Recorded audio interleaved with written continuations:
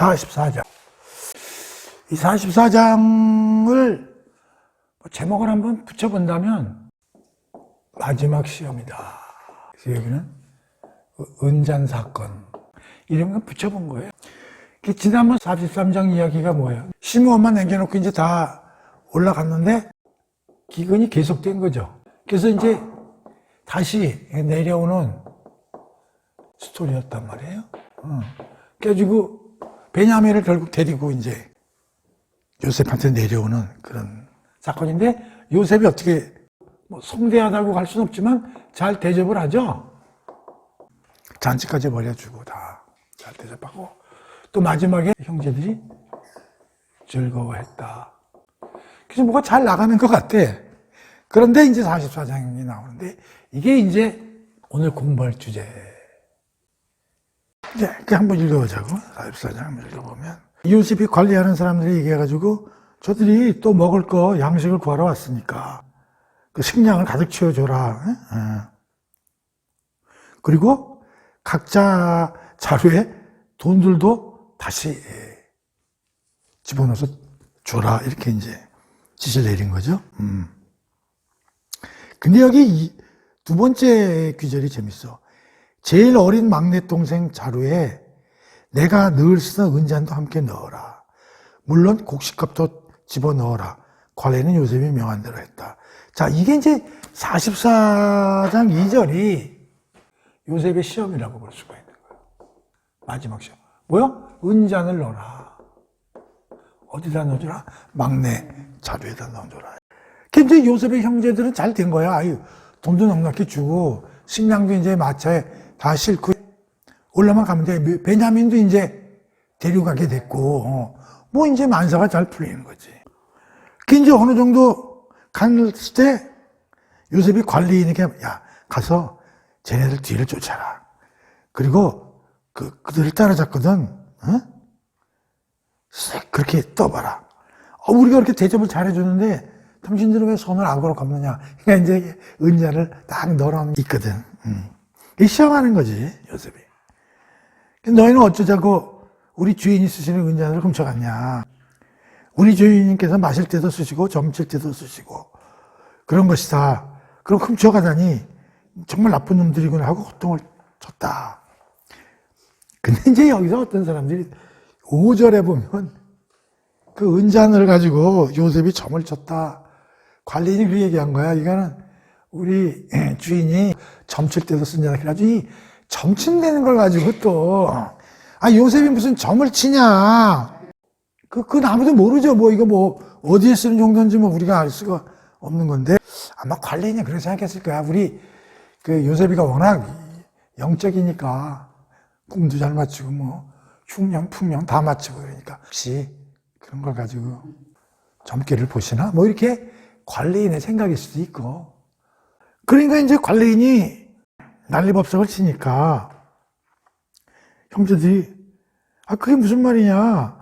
우린 그런 거 한 일이 없다. 만약에 훔친 그 흔적이 있으면 그걸 죽여도 좋다. 그리고 종이 되겠다. 이렇게 얘기를 한 거예요. 관리인이 이제 말한 거예요. 줬어. 은잔이 나오면 그 사람만 내 종으로 삼겠어. 다른 사람들이야 죄가 없으니 가서 줬어. 이제 이렇게 하고 뒤지기 시작한 거야. 뒤지기 시작한 거. 그래서 12절에 보면은 나이 많은 맏아들 루벤 이제 자루부터 뒤지기 시작한 거야. 뒤지다가 베냐민 자루에 든 잔이 나와버렸네. 베냐민에 든 잔이 난리가 났네. 형제들은 울고불고 옷을 찢으며 이게 도대체 어떻게 된 거냐 그러면서 성으로 되돌아갔다. 13절까지 한번 봅시다. 13절까지.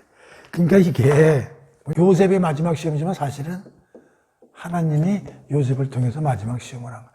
이 시험을, 마지막 시험을, 왜냐면 형제들이 아직 완전하게 자기 죄를 100% 자복하지 않았기 때문이야. 그러니까 지금 하나님이 요셉을 통해서 하고 싶은 게 뭐냐면 하나님의 자녀들로서 거룩한 삶을 살도록 유도하시는 이게 이제 이게 목적이라고 봐야지.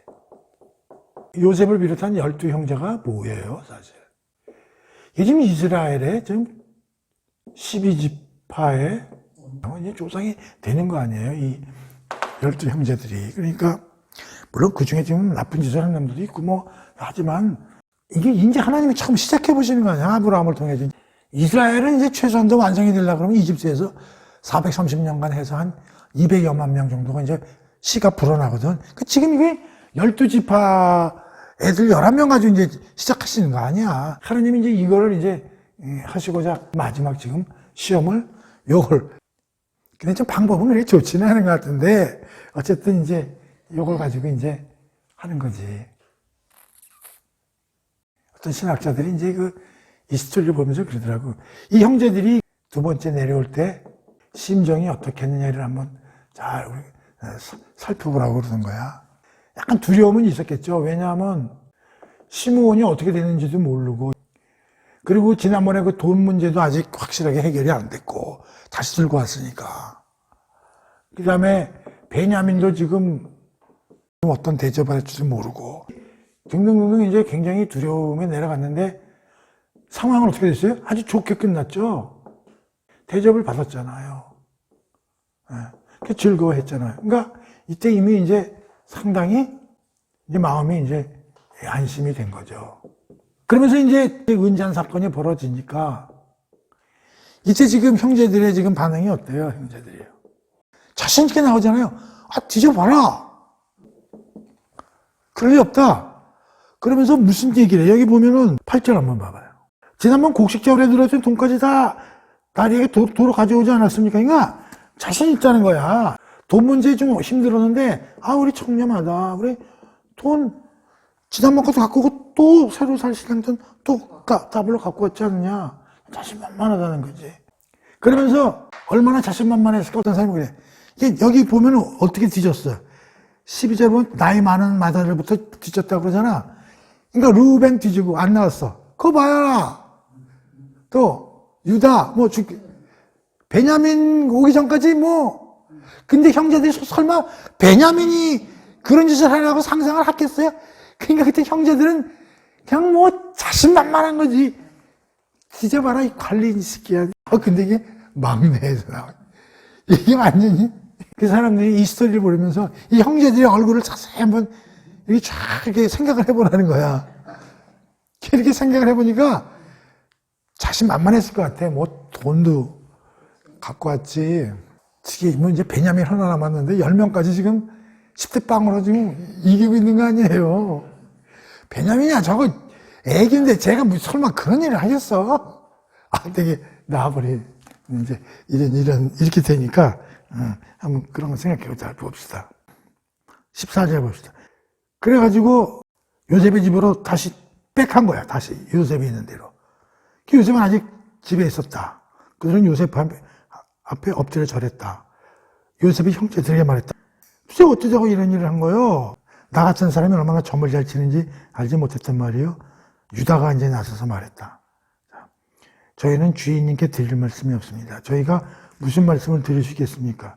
저희가 그런 죄를 저지르지 않았다는 것을 어떻게 증명할 수 있겠습니까? 하나님께서 저희의 죄를 이렇게 들추어내시니 우리 모두 주인님의 종이 되겠습니다.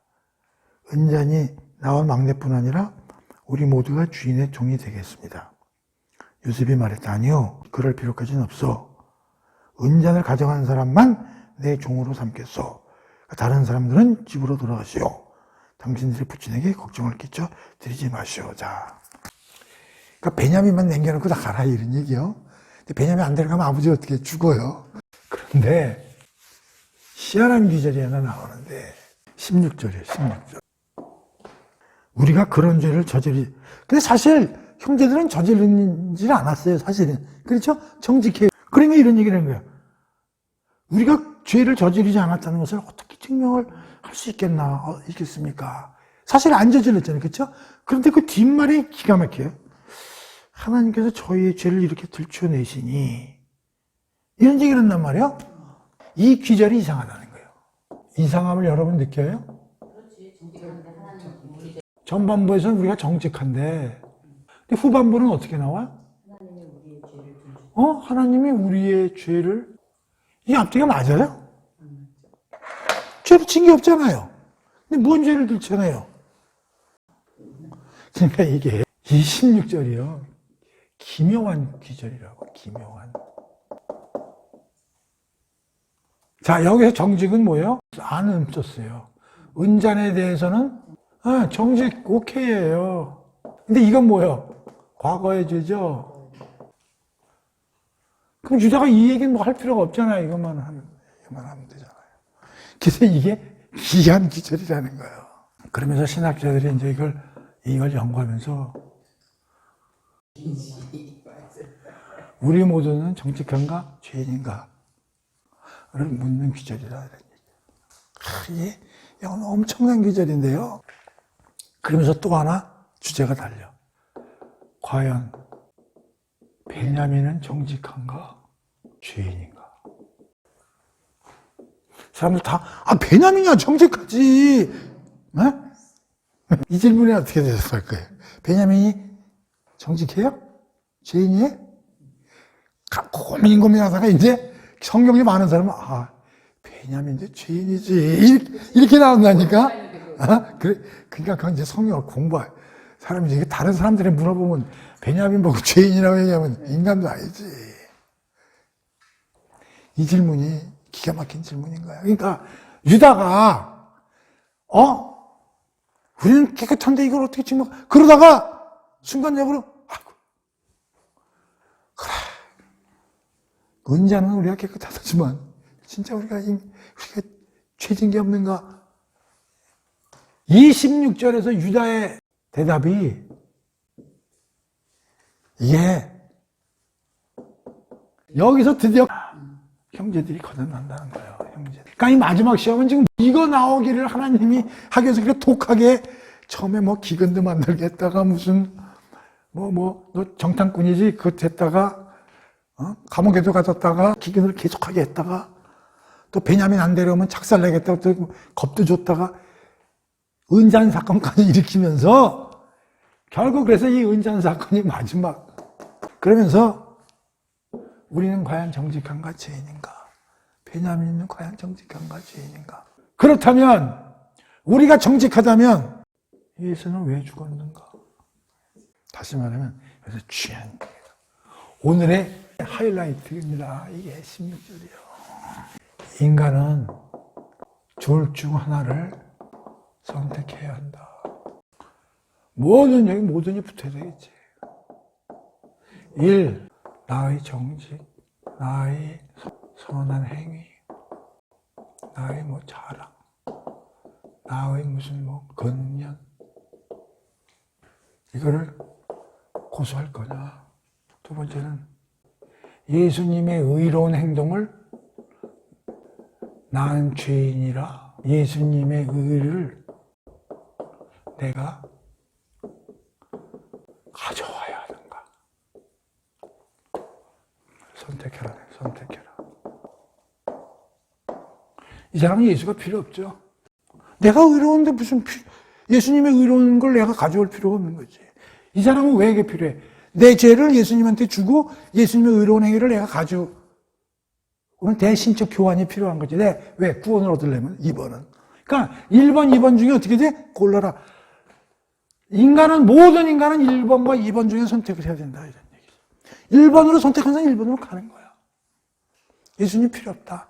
예수님 죽은 건 나하고 아무 관계도 없는, 그쵸? 두 번째는, 난 예수님이 필요해. 내 죄를 가지고 예수님이 돌아가셨으니까. 그걸로 끝나는 게 아니라 우리 예수님의 의로운 행위를 갖고, 그걸 상호 전가라 그랬죠. 신적 대교환이라고 지난번에 공부했잖아요. 선택하라. 그런 얘기지. 여기에 베냐민도 예외일 수 없는 거죠. 모든 인간이 여기서 벗어날 수가 없는 거죠. 왜? 인간은 창세기 1, 2, 3장 안에서 우리는 원죄, 하나님을 떠난 죄를 갖고 있기 때문에. 근데 우리는 되게 다 어디죠? 이거죠? 나 좀 괜찮은 사람인데. 특히 잘 나가는, 내가 뭐 잘못한 게 있어. 이게, 우리 44장 전반부의 핵심이에요, 핵심.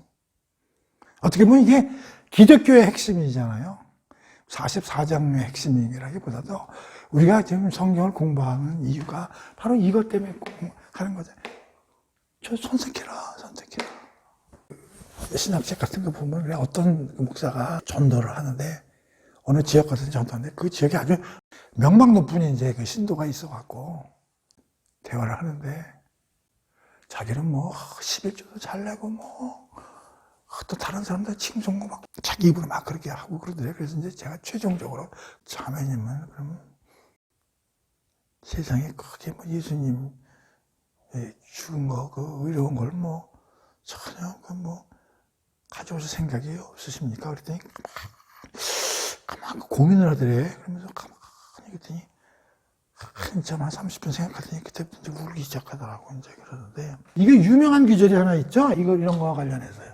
마태복음 19장 16절. 한 청년이 예수에게 와서 물었다. 선생님, 영생을 얻으려면 제가 어떤 선한 일을 행해야 합니까? 예수께서 대답하셨다. 선한 일에 관해서라면 내게 묻지 않는 것이 좋을 뻔했어. 선한 분은 오직 하나님 한 분뿐이시오. 당신이 생명으로 들어가기를 원한다면 먼저 계명을 지키시오. 어느 계명을 지켜야 합니까? 청년이 다시 묻자 예수께서 말씀하셨다. 그것은 살인하지 말라, 간음하지 말라, 도둑질하지 말라, 거짓 증언을 하지 말라, 내 부모를 공경하라 등등 10계명들이요. 청년이 대답했다. 선생님, 저는 항상 그런 계명들을 다 지켰습니다. 그런데 또 아직도 부족한 게 있습니까? 예수께서 말씀하셨다. 그렇소. 만일 당신이 완전하게 되려거든 가서 당신이 가진 것을 다 팔아 가난한 사람들에게 나누어 주시오. 그러면 하늘에서 보좌를 얻게 될 것이오. 그런 다음에 나를 따르도록 하시오. 그 말씀을 듣고는 청년이 근심하며 치밀한 표정으로 지으며 돌아갔다. 그 청년은 재산이 아주 많았기 때문이다. 자, 이 유명한 그 부자 청년 이야기예요. 부자 청년은 지금 뭘 하고 싶어요? 영생을 얻고 싶어요. 이 사람은 돈, 권세, 명예 이런 거에 대해서 이제 완전히 거의 다 마스터가 된 사람이에요. 그게 다만 이 사람은 지금 관심이 뭐예요? 영생이에요. 자신만만해요. 예수님이 10계명 다 잘 지키고 사시오 그랬더니 나는 10계명 100%다 지키고 산다 그랬더니 예수님이 너 있는 돈 다 뿌리고 그러고 나를 따르라 그랬더니 근심해서 갔기 때문에 어떻게 해서 다시 돌아오지 않았다고 봐야 돼요. 이건 굉장히 중요한 귀절인데요. 사실은 이 질문부터 잘못된 거예요. 뭐라고 질문해요? 영생은 무엇을 해야? 자, 그러니까 to do. 뭘 더 해야 내가 지금 이렇게 잘해왔는데 더 해야 되느냐. 근데 영생 가는 거는 우리가 공부를 했지만 뭘 더 해서 가는 게 아니라 뭐로 가요? 믿음으로 말미암아 영생을 얻는 것이지. to do. 내가 항상 그랬지. 인간은 to be가 중요하지. to do가 중요한 게. 이 사람은 뭐, 다시 말하면 내가 무슨 어떠한 공로를 더 쌓아야 갈 수 있느냐니까 그건 자기 위주로 생각이라고. 그래서 예수님은 그걸 알아. 그래서 정확히 얘기를 해주질 않고. 이 질문부터 잘못된 거예요, 사실은. 그러니까 예수님도 거기에 맞춰서, 그래, 네가 그렇게 네가 뭘 해가지고 가고 싶어, 그렇게? 그러니까 뭐 다 버려봐, 그거. 그렇게 얘기한 거예요. 사실은 니고데모한테처럼 사람은 뭐요? 거듭나야 되는데 성령과 물로 거듭나야 된다. 이렇게 얘기를 해주는 게 맞는 건데 얘한테는 우답을 해준 거야. 어떻게 해야 간다고 그랬으니까 어떻게 해야 된다고? 그러면 버려봐. 그럼 네가 이렇게 나온 거잖아요. 이 성경을 또 잘못 해석해가지고 이 기절을 예수 믿는 사람은 있는 돈은 다 버려야 되네.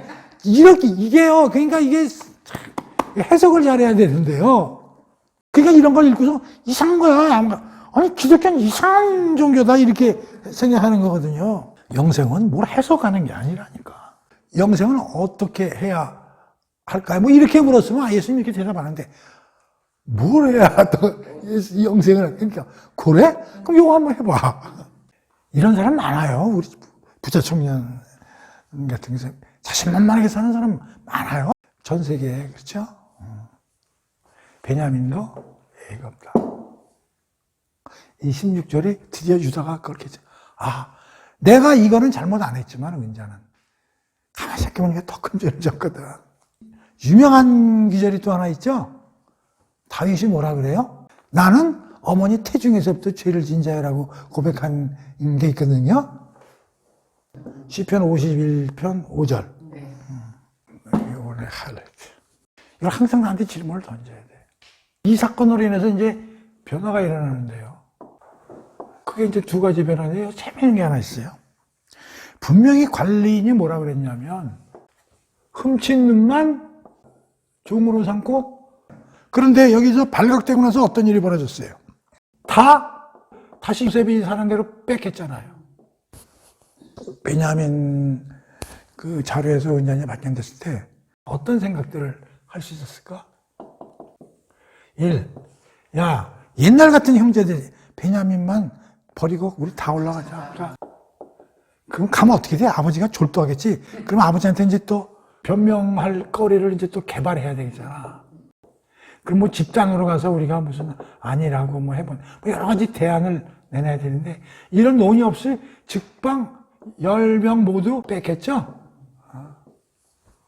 집단으로 우리의 정직함을 한번 허수해 보겠다 그런 얘기죠. 그러면서 이제 드디어 유다의 여기 발언이 나오죠. 옛날 유다가 야, 우리 손에 뭐 피 묻힐 일 있냐? 팔아버리자 그랬잖아요. 그때하고 한번 이게 이제 비교를 해보면 이제 좀 달라지는데, 그 다음에 이제 뭐가 나오냐면 유다의 이제 총언이 이제 우리가 이제 나오는 거예요. 그러니까 이게 벌써 변화가 일어나는 거예요. 사람이 거듭나면 변화가 일어나게 돼 있어요. 변화가 일어나게 돼 있더라고. 거듭나기 위해서 가장 기본이 뭐냐면 내가 죄인이라는 거를 깨닫는 거예요. 1번이. 교회를 가려면 일단 내가 죄인이라는 걸 깨달아야 돼요. 그래야 누굴 찾냐면 헬퍼를 찾게 되거든요. 이게 안 된 사람은 교회 가봐야 100번 소용없어요. 내가 잘나고 내가 선한 사람인데 교회가 왜 가요? 교회 갈 필요가 없는 거죠. 그런 사람한테 헬퍼가 필요가 없거든요. 내가 죄인이라는 거를 고백하고 자백하고 자인해야, 그러면 이 죄를 어떻게 할까 했을 때 헬퍼가 필요한 거거든요. 구원자가요. 이게 기본이에요, 이게. 그래서 교회에서는 항상 무슨 설교를 많이 하냐면 모두들 니들 죄인이다. 이걸 항상 얘기해. 근데 이걸 잘 안 해요. 왜? 이게 싫거든, 듣기가. 옛날에 이제 로이드 존스가 이제 옥스퍼드 대학에서 한번 초청을 해가지고 이제 그 강의해달라고 해서 이제 갔나 봐. 옥스퍼드 대학에 박사들 이제 한 200여 명 이제 앉아있는데, 그 올라가서 저 같은 사람 불러줘서 뭐 영광입니다. 뭐 내가 지금 뭐 거의 1000년 가까이 되는 이 사계 명문에 와서 내가 이게 설교하는 설교를 하게 되지 뭐 이런 얘기 하는 게 아니라, 야, 이 죄인 놈들아. 딱 그게 설교요, 그게. 이 죄인들아. 근데 박사가 200명, 300명 앉아있는데, 저 새끼 올라오자마자 우리 보고 죄인이라고 그래. 그게 설교. 우리 모르는 죄인. 요 거듭난 시점이 이제 요 16절이라는 거지. 형제들이. 이때 뭐라고 그러냐면, 신학자들이 이 16절 시점에서 자기 과신, 자기 의가 깨지고 자아가 무너지는 순간이라는 거죠. 그러니까 이게 거듭난다는 시점은 내가 자기 의, 자기 과신, 이게 깨지고 자아가 무너지는 순간. 이게 거듭나는 순간이라는 거죠. 그래서 하나님의 승리에 하는 시점이다. 이 시점에서 드디어 이 은잔 사건으로 인해서 하나님이 드디어 결국 20몇 년 전에 한 거를 그냥 끄집어내가지고 드디어 실토하게 만들고 그냥 달고. 뭐하고 똑같아. 야복강에서 야곱이 그냥 환도뼈 부러뜨려서 쓰러뜨리는 거랑 똑같아.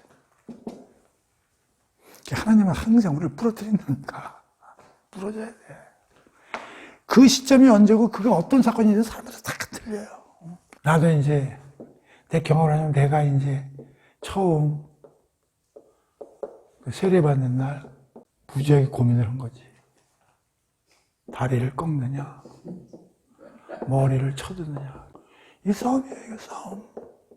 이게 그냥 어려운 싸움이에요, 이거. 하나님한테 머리를 꺾느냐, 지켜주고 사느냐. 이게 굉장히 어려운 게 쉬운 거 아니에요.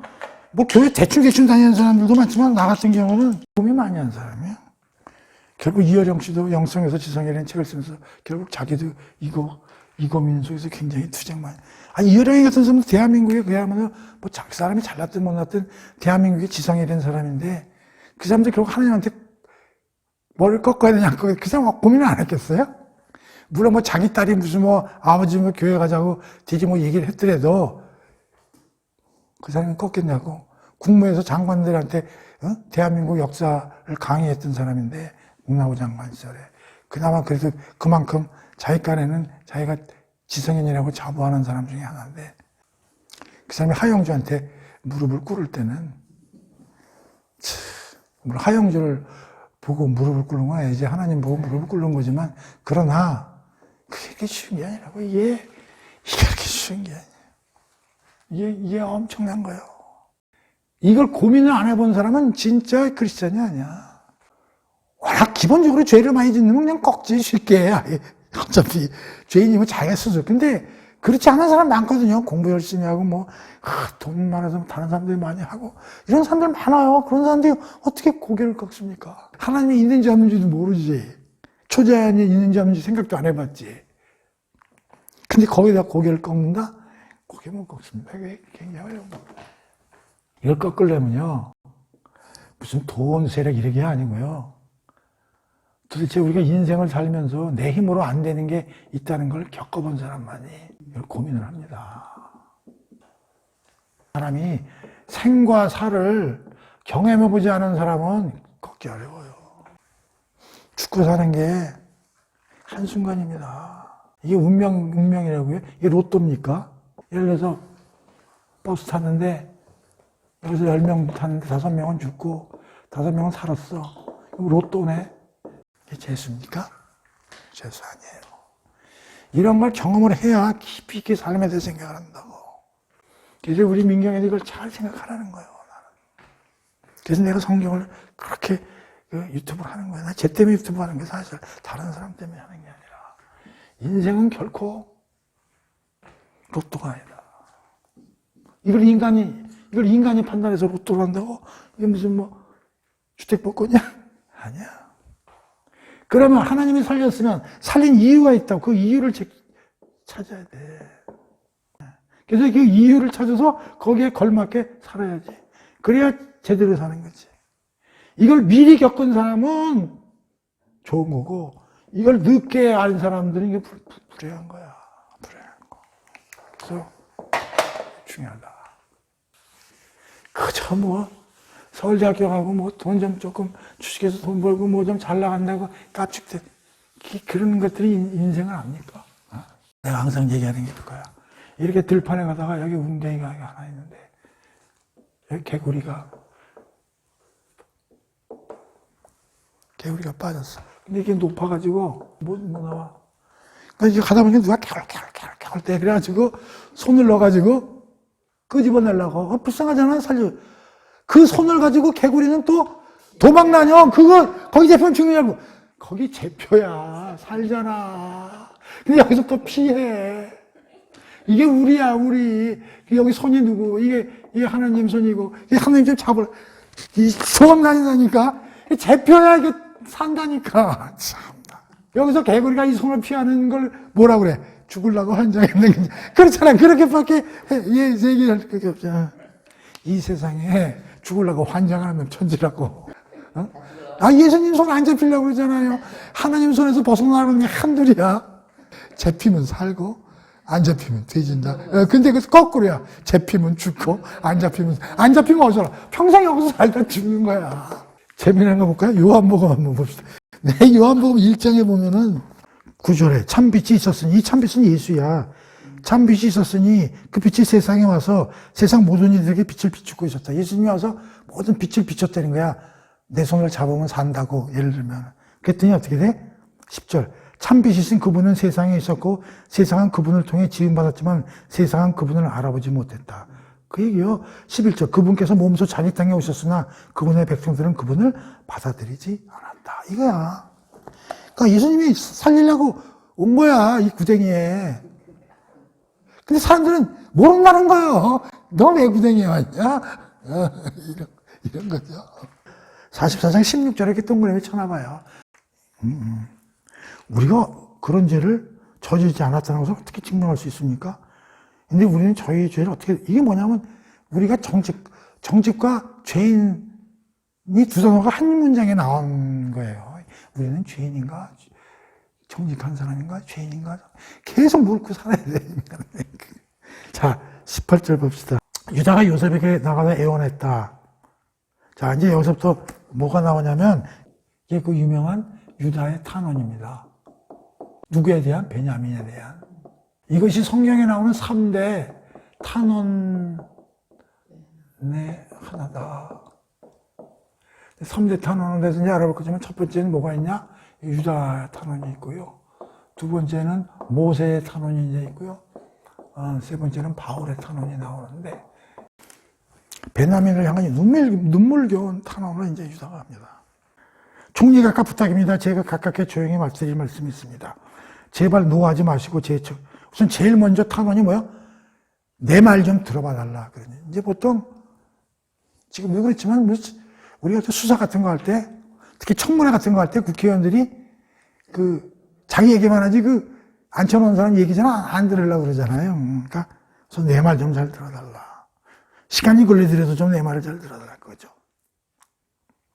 총리 각각께서는 파라오와도 같이 높으신 분이 아니십니까? 지난번에 저희에게 당신들에게는 아버지 형제가 계시오? 하고 물으셨다. 우리는 가깝게 연로하신 아버님이 계시고 늙음하게 얻은 아이도 하나 있습니다. 그 아이 베냐민에게는 어머니와 같은 친형이 하나 있었지만 그 친형은 죽었습니다. 이제 그 아이의 엄마에서 난 자식은 그 아이 하나뿐입니다. 그러니까 라헬이죠. 유다도 이복형이죠. 그래서 아버님은 그 아이를 몹시 사랑합니다. 왜냐하면 라헬을 사랑했는데 그중 둘이었는데 하나가 죽고 요셉은 죽었는 줄 알았으니까 지금 알고 있으니까 아직도 그 베냐민인데 지금 베냐민이 은잔을 훔쳐가지고 지금 노예가 생기게 되니까 큰일 난 거 아니야 지금. 그자 각각께서는 각각의 눈으로 직접 그 아이를 봐야겠다 하면서 데리고 오라고 해서 데리고 온 겁니다. 22절. 각각께 말씀드리지만 그 아이는 원래 아버님 곁에 꼭 있어야 되는 아이였습니다. 그 아이를 아버님 곁에서 떨어뜨려 놓으신다면 아버님께서는 돌아가시고 베냐민 우리 못 데려가면 우리 아버지 죽는다. 그런 얘기를 이제 요셉에게 하는 거죠.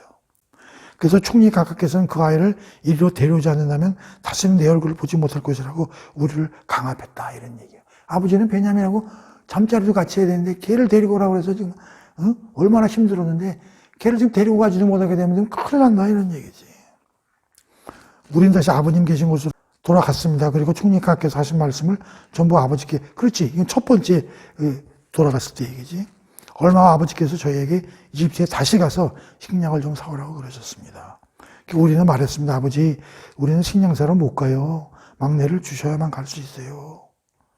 우리는 막내를 데려가지 않으면 이집트 총리를 만날 수 없어서 곡식 못 다시 갖고 와요. 그러자 아버님께서는 우리를 너희도 잘 알다시피 그 아이의 엄마가 낳은 아들은 이거 둘뿐인데 그중에 하나는 죽었고 요거 하나 남았는데 그런데 그중 아이는 이미 내 곁을 떠나고 없었다. 나는 그 아이가 틀림없이 들짐승에 죽였다고 생각한다. 집에서 나간 뒤로 그 아이를 보지 못했기 때문이다. 그런데도 너희는 이번에는 하나 남은 이 베냐민마저 데리고 가겠다니 이 아이가 무슨 일이라도 생긴다면 나는 어쩌란 말이냐. 백발이 청성한 내가 슬픔을 짊어지고 무덤으로 내려가는 꼴을 너희가 보려고 그러냐라고 아버님이 말씀하셨어요. 그런데도 불구하고 데리고 갔다 이런 얘기지.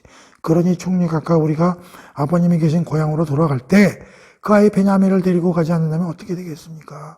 아버님의 인생은 그 아이의 전부입니다.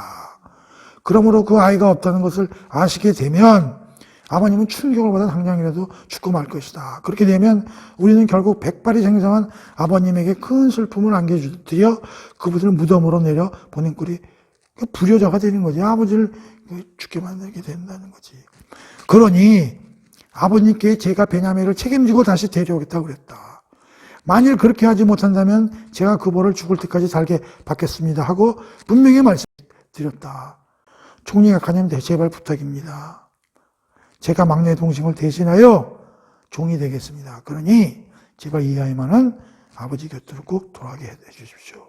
이 아이를 놔두고 어떻게 우리만 아버님께 돌아갈 수 있겠습니까? 저는 아버님께 닥칠 끔찍한 일이 두려워 차마 보지 못하겠습니다. 자, 이게 눈물겨운 누구의 탄원이요? 유다의 탄원인가요? 이거는 이제 제일 먼저 아버지 생각하고 아들 생각하고 어떻게 돼? 둘을 위해서 내 목숨을 베냐민과 바꿔도 좋다. 이렇게 얘기하는 거죠. 옛날에 거기 빠졌을 때 야채 팔자고 그런 거하고 완전히 대조가 되죠? 이게 완전히 바뀌었어요, 유다가 지금요. 이 유다가 언제부터 지가 아버지하고 베냐민을 이렇게 이복 막내 동생 이렇게 생각했어. 참, 이 거듭남의 효과죠.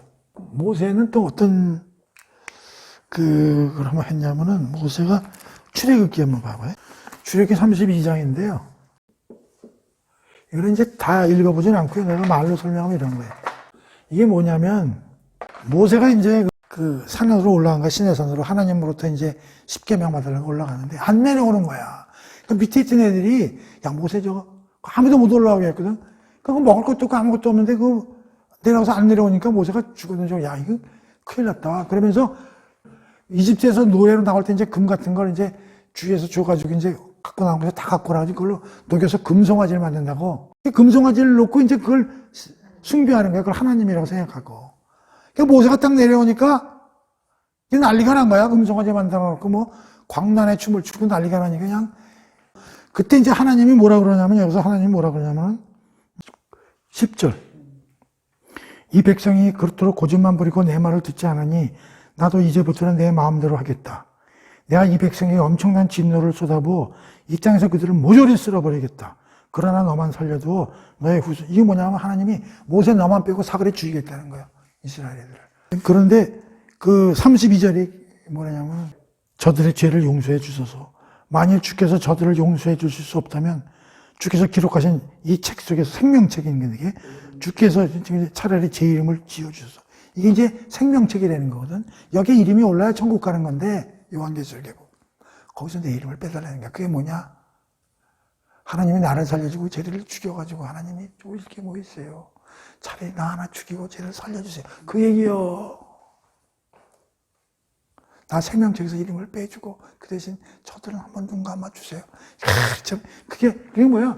목숨을 자기 목숨 내놓겠다는 거 아니에요. 얘는 지금 메세멜로 자기 목숨 바치겠다는 거 아닙니까? 바울 로마서 9장. 나는 그리스도 안에서 진실을 말하고 거짓말을 하지 않습니까? 내가 지금부터 말하는 것은 예수님 이름으로 나는 맹세하면서 옳은 말만 하겠다 이런 얘기야. 내 양심이 성령 안에서 그 사실을 내게 증언해주고 있습니다. 그러니까 내가 성령과 예수님 이름으로 진실을 말하겠다 이런 얘기야. 나는 지금 마음 깊은 곳에서 큰 슬픔을 느끼고 있다는 거야. 누가? 바울이. 밤낮으로 그치지 않은 고통이 나한테 엄습해오고 있다는 거야. 내 형제여 내 동족인 여러분을 위해서. 이게 이스라엘 사람들이 얘기하는 거야. 내 형제여 내 동족인 여러분을 위해서라면. 비록 내가 그리스도로부터 끊어지는 저주, 내가 예수님으로부터 끊어지는 저주를 받는다 할지라도 나는 차라리 그 편을 선택해. 이게 뭐냐? 내가 예수로부터 끊어지는 한이 있어도 내가 이스라엘 형제들만 잘 된다면은 나는 죽어도 좋다. 내 동족 이스라엘 백성은 하나님의 자녀로서 하나님의 영광에 함께합니다. 하나님과 언약을 맺은 백성이요 율법을 받은 백성이며 성전에서 예배를 드릴 뿐만 아니라 또한 하나님에서 약속을 받은 백성입니다. 훌륭한 족상들이 그들의 조상이요 인간적인 혈육으로 말하자면 심지어 그리스도조차도 이스라엘의 후손입니다. 진실로 그리스도는 만물의 위에 계시며 영원히 마땅히 찬양해야 될 바것입니다. 아멘. 이게 뭐냐? 제발 예수 믿으라는 거야. 예수님이 하나님의 아들임을. 왜 안 믿느냐는 거야. 내가 진실로 얘기하는데 이 형제들이요. 내가 그리스도와 이별이 되는 한이 있더라도 당신들은 제발 구원받아라. 당신이 구원받는다면 내가 예수 그리스도와 끊어져도 좋다 그 얘기요. 나 지옥 가겠다는 얘기요. 그러니까 형제들의 사랑인 거예요. 엄청나게 형제들. 이스라엘. 그러니까 바울이 로마서 쓰면서 왜 안 믿냐 이거야 예수를. 예수 받고 구원받으라 이거야 형제들이요. 내가 설령 지옥에 떨어지는 한이 있더라도 그리스도와 내가 분리가 되더라도 그 얘기거든. 자, 이 3대 탄원의 핵심이 뭐냐? 이게 그리스도의 마음이다. 이런 얘기야. 남의 구원을 위해 내가 죽어도 좋다. 근데 남의 구원을 위해 죽은 사람이 누구야, 진짜? 그러니까 이게 예수 그리스도의 마음이라니까요. 이 3대 탄원이. 그러니까 유다가 지금 예수 그리스도와 같은 마음으로 탄원을 한 거예요. 오늘 공부 다 한 거야. 이게 핵심이요. 44장. 중요하죠? 드디어 그리고 45장에서 뭐가 나오냐 보세요. 45장에서 드디어 요셉이 자기가 요셉이 된 걸 밝힙니다. 그러니까 지금까지 요셉이 누군지 몰라요. 이렇게. 오늘 여기까지. 그러니까 오늘 너무 중요한 걸 했죠. 좋아요.